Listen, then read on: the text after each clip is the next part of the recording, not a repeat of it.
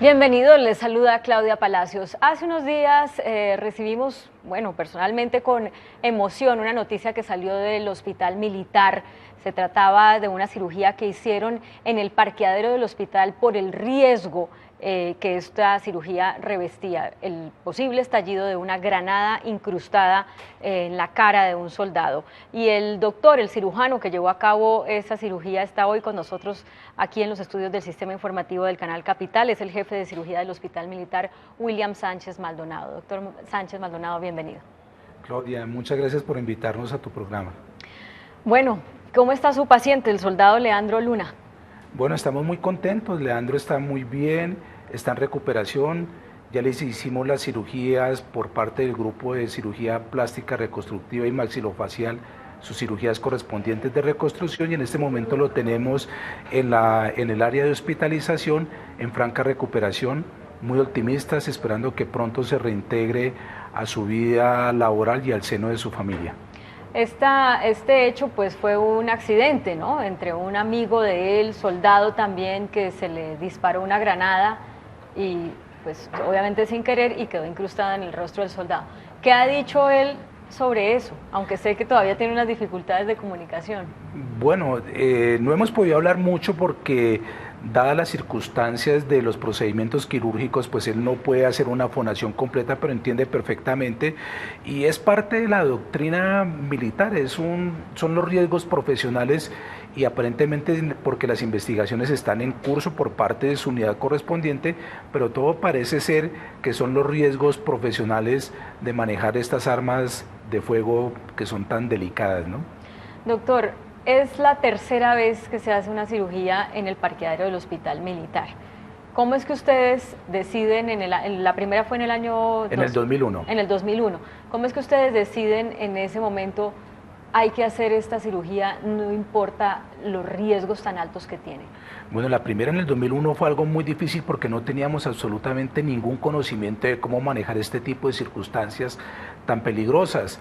Después de que ocurrió esto, que fue hecho por el doctor Mauricio Parra, y la segunda fue hecha por el doctor Ricardo Uribe, pues ya hemos aprendido algo, pero indudablemente al tener estos artefactos explosivos, el riesgo pues es gigantesco. Allí es donde varía algo, porque normalmente en cirugía siempre está en riesgo es el paciente, en estas circunstancias particulares es todo el equipo quirúrgico y es algo incierto, pero aprendimos dentro de la evaluación de la técnica quirúrgica de la medicina de guerra militar que hay que hacerlo por pasos, no poner en riesgo el personal o minimizar el riesgo. Por eso fue que se hizo en un área externa a la estructura arquitectónica, porque si se llega a ver un desenlace fallido, pues estalla la bomba y pues seguramente que van a haber unos destrozos tanto arquitectónicos con los gases medicinales que se encuentran en el hospital, una explosión de una mayor magnitud y lógicamente un personal completamente expuesto a estas circunstancias. Usted me estaba comentando antes de empezar la entrevista que en aquella primera cirugía que decidieron hacer en el parqueadero,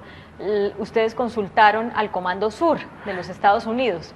Sí, nosotros tenemos una relación lógicamente muy estrecha con la medicina militar de los Estados Unidos, por las relaciones bilaterales que existen, y el campo médico pues no es una excepción. Nosotros en esa primera vez hicimos la consulta correspondiente y desafortunadamente la respuesta no fue muy favorable, porque ellos nos recomendaron que no se deberían hacer maniobras superiores que colocaran en riesgo, porque no iba a haber un muerto, sino iban a haber posiblemente muchos más muertos, incluyendo el personal, y se convertiría esto en un desastre, y la recomendación en general era que no lo deberíamos de hacer. O sea, que lo dejaran morir.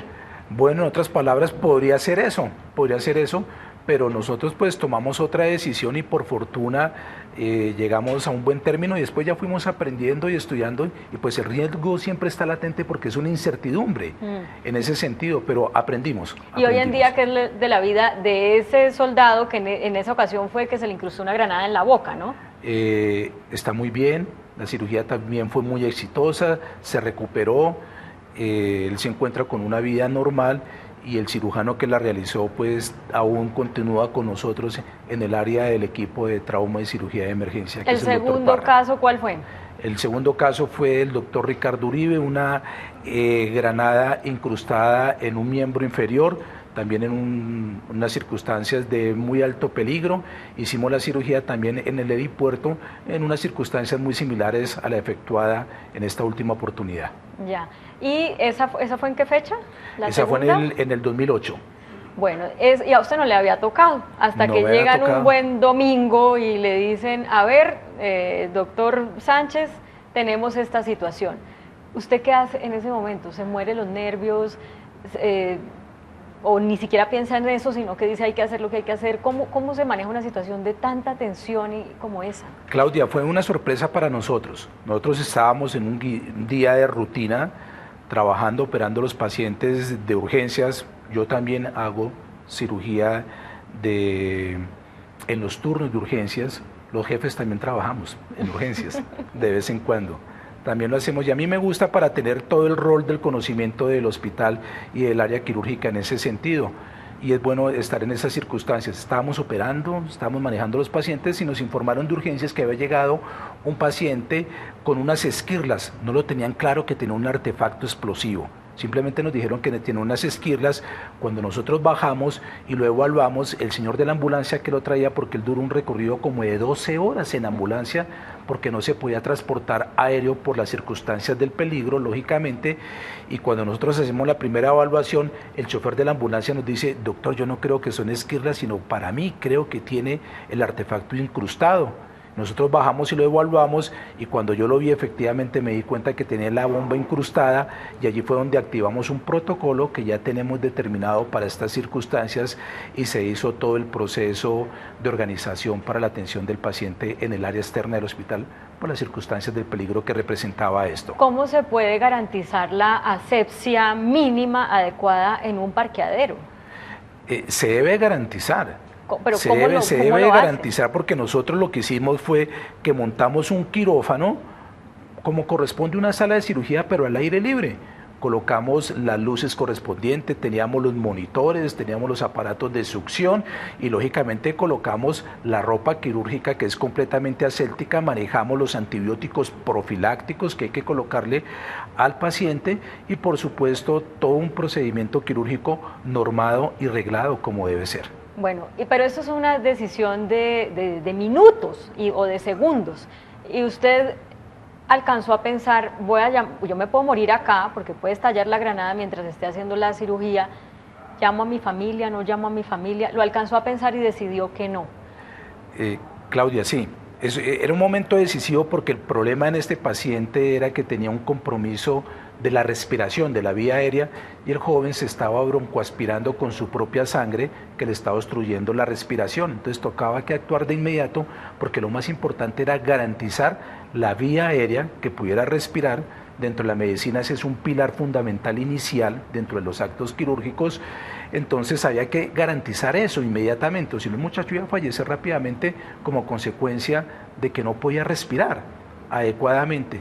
Entonces esa es una decisión muy rápida, esperamos los grupos de antiexplosivos, hicimos las consultas porque lógicamente el equipo adicional que tiene que ayudar, pues todos deberían de ser voluntarios porque eso no puede ser nadie obligado. Hicimos una pequeña encuesta, quién está de acuerdo, quién quiere, lógicamente las madres o aquellos que tienen algún grado de responsabilidad superior, pues esos los aislamos de ese grupo y tomamos la decisión que éramos 5, el anestesiólogo, el ayudante de anestesia, el ayudante quirúrgico mío, que era un residente de cirugía mío, una doctora en ese caso, de Popayán, muy joven, y la instrumentadora. Y no hay mucho que pensar, Claudia, no hay mucho tiempo que pensar. Sí pensé en mi familia, pero yo creo que si los hubiera llamado, posiblemente no me hubieran dejado hacerlo en esas circunstancias. Entonces estaba de por medio la vida de este paciente y uno como médico y como cirujano lo que piensa es sacar adelante esa circunstancia y esa posibilidad. Entonces simplemente lo pensamos, lo hicimos y lo hicimos rápidamente. Después si vienen los nervios, la reflexión. Eso le quería preguntar. Mientras está en el procedimiento, ¿no le tiembla la mano, no suda más de lo normal? No, hay que tener control. Hay que tener control. En ese momento, ya llevamos varios años en el ámbito quirúrgico, entonces en ese momento no se pueden tener nervios, no se pueden tener dudas, se debe tener precisión, se debe tener control, se debe tener un conocimiento claro de lo que se va a efectuar, más cuando la cabeza del equipo es el que manda todo, y si la cabeza es dubitativa, seguramente que los resultados van a ser desastrosos. Entonces se debe tener un pulso firme, una decisión férrea. Claro, pero ustedes están entrenados para eso porque vienen pues de tantos años haciendo cirugías, pero ese tal vez ha sido el momento más desafiante de su carrera. ¿En ningún momento sintió claro que sí. nervios, Claro temblor? No, temblor no. Creo que después estuvimos revisando el video con mis compañeros, porque siempre hay que hacer un juicio crítico desde el punto de vista médico en esas circunstancias, y temblor no, claro, uno en la cirugía pasa muchas circunstancias y uno habla, y casualmente cuando empezamos el procedimiento, y yo no lo había recordado, y vimos el procedimiento, les dije a todos, bueno muchachos, vamos a empezar y que mi Dios nos ilumine. Y lo empezamos a hacer cuando estábamos tratando y cuando estaba intentando sacar la granada manualmente y no pudimos y se nos soltó. Fue un momento crítico porque no sabemos si se iba a estallar o no, y entonces pues algo de nervios. La ayudante mía, la doctora, me decía, ay doctor, algo como de susto. Después tomamos la pinza. Cuando tomamos la pinza para extraerlo, tuvimos que hacer una maniobra circunferencial porque la granada estaba incrustada en el cráneo, en el macizo facial, entonces tocaba que desalojarla de la fractura y por dentro sonaba todo, y ese era el mayor temor, porque el sistema de activación de la bomba con los movimientos circulares se podía activar. Podía claro. ser, pues eso era lo que era completamente incierto, y allí cuando hicimos eso y sonó la fractura y se movilizó, pues claro, allí todos decimos groserías, decimos cosas que no están planeadas y que salen, y bueno, fue rápidamente y así pasó, muy rápido. Bueno, y usted termina esa jornada de trabajo, siguió haciendo otras cirugías como si eso hubiera sido una más, ¿no? Claro. Teníamos que seguir trabajando porque habían otros pacientes que nos estaban esperando, y ya se cierra el capítulo y hay que seguir en el día a día. O sea, no hay porque tiempo ni para celebrar, ¿o qué? No, es decir, la celebración de nosotros como médicos es ver la felicidad de que cada paciente sale adelante y bien. La medicina son extremos, grandes felicidades y grandes frustraciones, porque si todo fuera completamente exitoso, pues seríamos eternos, y la realidad es que alguien tiene que morir, y que alguna vez los procedimientos y los tratamientos médicos que hacemos algún día van a fallar, o si no seríamos eternos. Entonces por eso la práctica quirúrgica a veces es completamente opuesta, con grandes felicidades, pero también con grandes frustraciones, que uno hace un esfuerzo y las cosas no salen como uno esperaría que salieran. Bueno, pero lo que me tiene intrigada es saber qué pasó con su familia, cuando ellos se dieron cuenta, porque además no fue usted el que les contó, sino que ellos se dieron cuenta de que usted había hecho una cirugía que lo había puesto entre la vida y la muerte. Bueno, tomamos la decisión, todo el grupo quirúrgico, después el paciente lo subimos a cirugía, el equipo de plástica y reconstructiva siguieron en su cirugía, nosotros nos dedicamos a otros pacientes. Después terminamos nuestra jornada, fuimos y vimos lo que habíamos operado, la rutina médica común y corriente. Después salimos, fui a la casa, antes de pasar por la casa hice un poco de ejercicio para relajarnos de esta jornada, y yo llegué y la verdad me acosté, descansé un poco, y sobre el mediodía mi esposa me levantó y me dijo, oye, ¿tú qué hiciste? ¿Tú hiciste una locura en el hospital y no nos dijiste, no pensaste en nosotros? ¿Era que acaso no nos querías? Y yo le dije, no, pero ¿cómo me vas a decir que no te quiero? Por supuesto que te quiero a ti, a mi hijo, a mi familia, pero pues también quiero a mis pacientes, y es un compromiso que todos adquirimos como médicos en un juramento. ¿Y ella quedó satisfecha con esa respuesta? No, todavía estamos en negociaciones. Todavía estamos en negociaciones familiares porque todavía no me ha perdonado. Me comprende, pero no me ha perdonado todavía.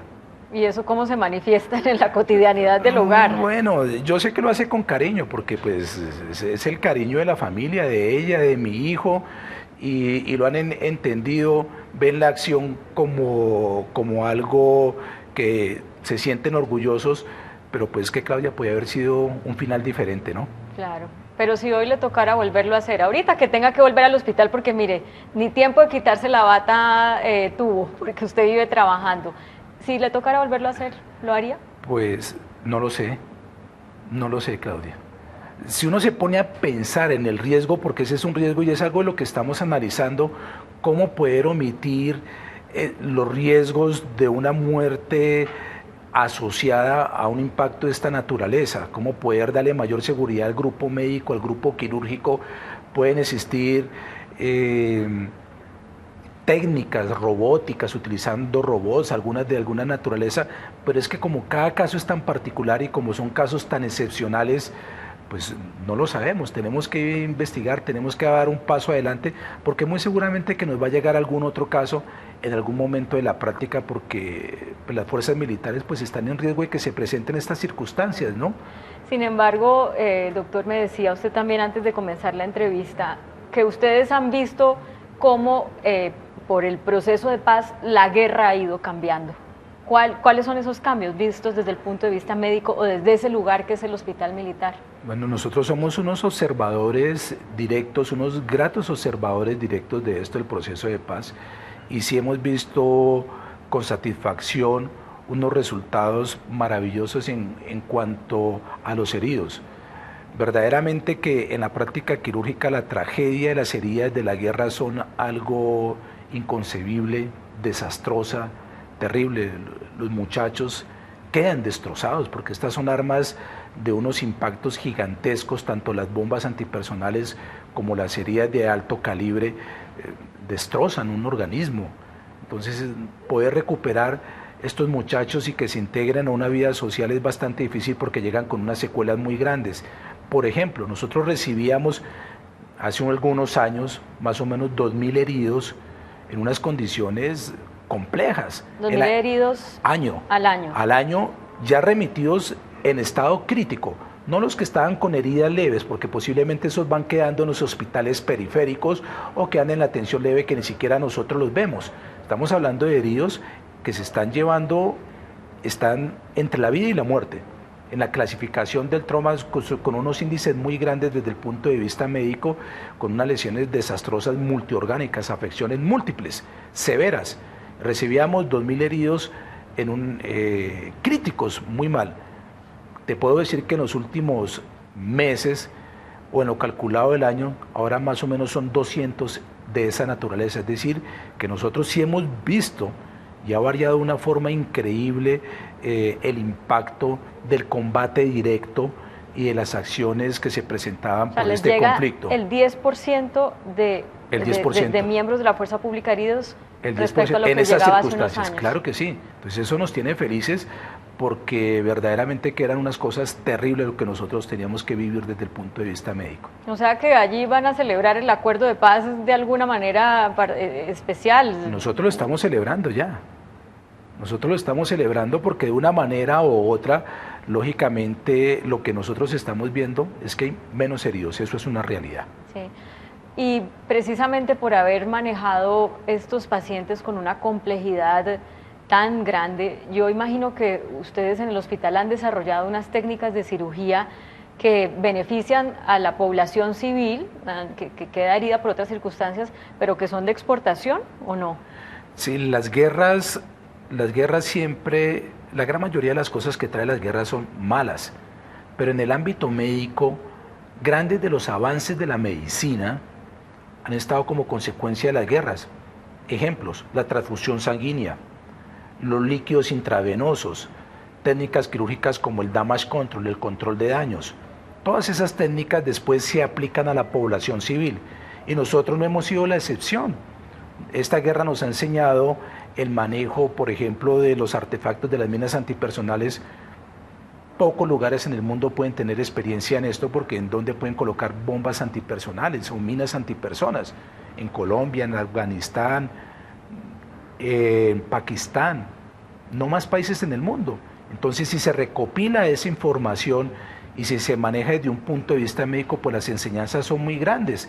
Ejemplo, una de las grandes unidades de prótesis y amputados que existe en el mundo, pues es la unidad que tenemos en el Hospital Militar Central. ¿Por qué la tenemos? Pues por las bombas antipersonas con las amputaciones de los miembros, y eso nos ha enseñado cómo se maneja eso, y eso ahorita también lo estamos aplicando con la población civil. Entonces las grandes enseñanzas de la guerra se aplican posteriormente a la población civil. Una acción muy bonita que hemos hecho con la Universidad de Miami, con el Centro de Entrenamiento de Trauma del Ryder Trauma Center, que es el centro de entrenamiento, uno de los centros de entrenamiento de las fuerzas militares de Estados Unidos. Los médicos se entrenan allá, los médicos que van a la guerra. Nosotros hicimos un programa de telemedicina en trauma y específicamente en trauma militar. Y ese es un programa que lo hacemos cada 8 días, cada 15 días, en el que nos conectamos muchos países del mundo, de Asia, de Europa, de América, y presentamos los casos clínicos y hacemos unas discusiones y unas enseñanzas desde el punto de vista médico y quirúrgico en esa área, y te puedo decir que llevamos ya como 5 o 6 años en ese proceso, que ha sido un proceso de formación porque nos unifica en el conocimiento, y es un aprendizaje gigantesco que hemos hecho, en el cual hemos participado y con mucho honor como miembros fundadores con la Universidad de Miami. Y profesores, me imagino, como profesores. Por supuesto que sí, como profesores. O sea, ahorita el Hospital Militar atiende más civiles que militares. Nosotros atendemos, lógicamente, nuestra razón de ser es la atención de los miembros de las fuerzas militares y sus familias, claro, lógicamente, pero pues en urgencia, si llega alguien, nuestra obligación es atender al que llegue, ¿no? Pues doctor, yo quisiera que usted diera un mensaje final, porque ustedes han sido testigos de cómo se truncan las vidas, sobre todo de una población muy joven, ¿no? Los soldados generalmente son muchachos de 20, de 23 años, que llegan destrozados y que ustedes hacen el milagro de permitirles seguir viviendo, ¿no? Y ahora que eso está cambiando, ¿cuál es su reflexión, su conclusión, su ilusión y su mensaje para todas las personas que se forman una opinión sobre la búsqueda, las maneras como se busca la paz? Claudia, los soldados anónimos, los miles de soldados anónimos que se han sacrificado en todos estos años en nuestro país, merecen toda nuestra atención. Ellos se han sacrificado mucho por nuestro país y las fuerzas militares se han sacrificado mucho por nuestro país. Es momento de que nosotros también demostremos y agradezcamos estos sacrificios, por eso es que nosotros hacemos esta acción y la hacemos con mucho cariño. Pero indudablemente yo creo que todos los esfuerzos que se requieran hacer y que sean necesarios dentro de un marco absolutamente coherente deben de realizarse, porque la guerra no trae sino cosas malas. Y vale la pena vivir en paz y vale la pena que nunca se vuelvan a presentar este tipo de circunstancias tan atroces que lo único que hacen es destrozar no solamente a los muchachos militares, sino a todo su entorno familiar y la sociedad. De modo que debemos hacer todos los esfuerzos que sean necesarios para que esto quede en la historia de nuestro país. ¿Y usted personalmente cómo procesa esas imágenes de cuerpos destruidos, de familias quebradas, afectadas emocional y físicamente? ¿Cómo lo procesa para no estar lleno de rabia, de odio, de rencor, sino de esperanza, que es lo que yo noto en sus palabras? Claudia, no se puede trabajar con odio, mucho menos en la medicina. En la medicina siempre se debe trabajar con esperanza, con optimismo, con mucho profesionalismo y con deseo siempre de servir y de que las acciones que uno realiza, porque simplemente yo encarno la acción de cualquier médico que hace en este país y mucho más allá de los cirujanos. Simplemente lo que yo encarno es el profesionalismo y la dedicación médica con la cual se debe afrontar la atención de alguien que te viene a buscar con una expectativa de vida y con una expectativa de mejores condiciones. Doctor William Sánchez Maldonado, muchas gracias por venir hasta acá. Perdona a sus pacientes a los que les hemos robado unos minutos y pues muchos éxitos. Gracias por todo ese gran trabajo que hace por Colombia. Gracias a ti por invitarnos a tu programa. A ustedes también, muchas gracias por acompañarnos. Sigan con nosotros.